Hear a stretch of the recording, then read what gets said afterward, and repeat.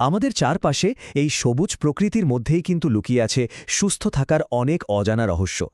আজ আমরা ঠিক এমনই এক আশ্চর্য ভেষজকে নিয়ে কথা বলবো। নাম তার ব্রাহ্মী। চলুন এর অসাধারণ নিরাময় জগৎটা আজ আবিষ্কার করা যাক। আর এই জ্ঞানগর্ভ আলোচনাটা আপনাদের কাছে পৌঁছে দেওয়ার জন্য আমরা জাতীয় আয়ুষ মিশন ত্রিপুরাকে অসংখ্য ধন্যবাদ জানাতে চাই। ভাবতে একটু অবাক লাগে, তাই না?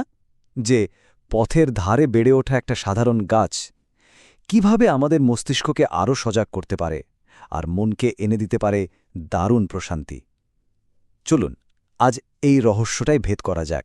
তো আর দেরি না করে চলুন প্রথমে গাছটাকে একটু চিনে নেওয়া যাক, কারণ কোনো কিছুর গুণাগুণ জানার আগে তাকে তো দেখতে কেমন সেটা জানা দরকার, তাই না?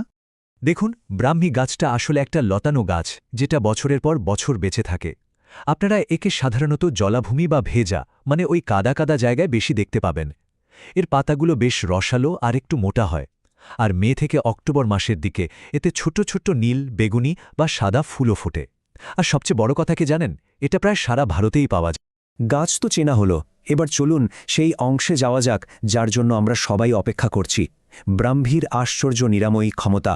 প্রাচীন আয়ুর্বেদ শাস্ত্রে কেন এর এত নামডাক, এর পেছনের যে কারণগুলো আছে সেগুলো শুনলে আপনিও কিন্তু অবাক হয়ে যাবেন। ধরুন স্মৃতিশক্তি বাড়াতে চাইছেন, কি করবেন?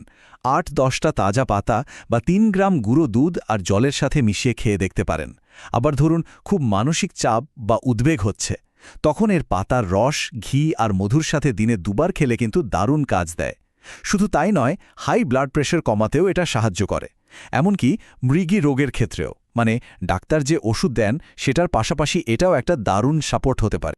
উপকারিতা তো অনেক জানলাম, কিন্তু প্রশ্ন হলো রোজগার জীবনে এটাকে ব্যবহার করব কিভাবে? চলুন একটা দারুণ সহজ আর সত্যি বলতে জিভে জল আনার রেসিপি দেখে নিই। এটা জানলে ব্রাহ্মীকে আপনার প্রতিদিনের খাবারের অংশ করে নেওয়াটা কোনো ব্যাপারই হবে না। স্বাস্থ্যের সাথে যদি স্বাদও চান, তাহলে ব্রাহ্মী চাটনির থেকে ভালো আর কিছুই হতেই পারে না। দেখুন, খুব সোজা। প্রথমে তেলে একটু কলাই ডাল, ছোলার ডাল, শুকনো লঙ্কা, কারি পাতা আর হিং দিয়ে ভেজে নিন। ডালগুলো যখন সোনালি হয়ে আসবে তখন ভাজা মশলাটাকে ঠান্ডা করে ব্লেন্ডারে দিন।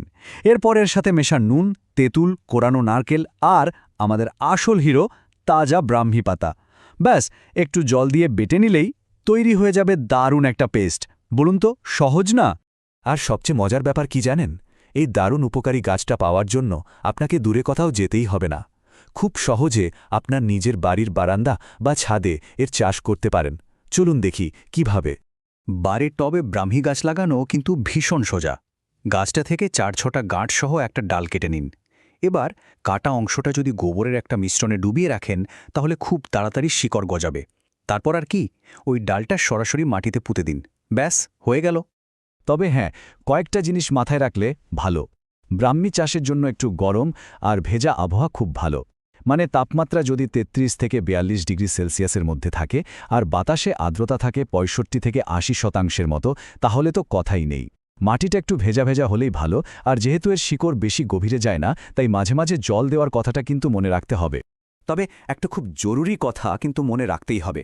ব্রাহ্মী নিঃসন্দেহে একটা দারুণ উপকারী ভেষজ, কিন্তু যে কোনো কিছুই দীর্ঘদিন ধরে ব্যবহার করার আগে বা ধরুন কোনো বিশেষ শারীরিক সমস্যার জন্য ব্যবহার করতে চাইলে অবশ্যই একজন ডাক্তারের সাথে কথা বলে নেবেন। এটা কিন্তু খুব দরকারি।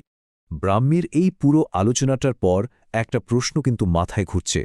আমাদের চারপাশে এমন আরও কত যে গাছপালা ছড়িয়ে আছে যাদের অসাধারণ ক্ষমতা সম্পর্কে আমরা হয়তো কিছুই জানি না। প্রকৃতি তার ভাণ্ডারে কত যে রহস্য লুকিয়ে রেখেছে, তাই না? ভাবার মতো একটা ব্যাপার বটে।